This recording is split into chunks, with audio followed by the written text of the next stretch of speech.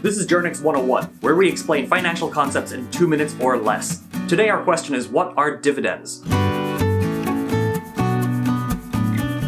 In the normal course of business, a company will earn profits. So let's use a real estate trust as an example.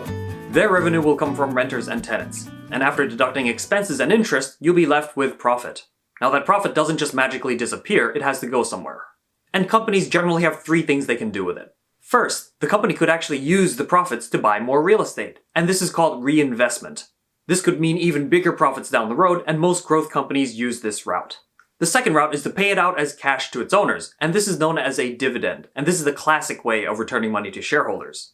The third way for companies to return money to shareholders is what's called share buybacks. This is where companies go out into the open market and buy back their own shares. The company is still the same, but because there are fewer shares, each share is worth more. Apple and IBM are 2 companies that have used this method extensively. Now, just because a company doesn't issue dividends doesn't mean it's a bad company. Between 1987 and 1995, Apple did pay a dividend, but for the following 17 years until 2012, they didn't. And that's because they needed money to invest in their personal computing business. Now that expansion is over, they pay out roughly $13 billion in dividends every year, making them the largest dividend company in the world. And so as companies mature, their owners will start to expect some return on their investment. If you had invested $1 in the stock market in 1960, it would have grown to $46 today if you didn't reinvest dividends. But if you did reinvest dividends, that $1 would have turned into $257.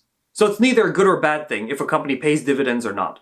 But if you want a balanced portfolio, you should probably have some companies that do and some companies that don't.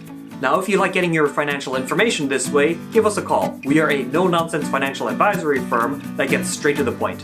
Visit our website at jurnex.com or subscribe to our channel to get updates for whenever we post next.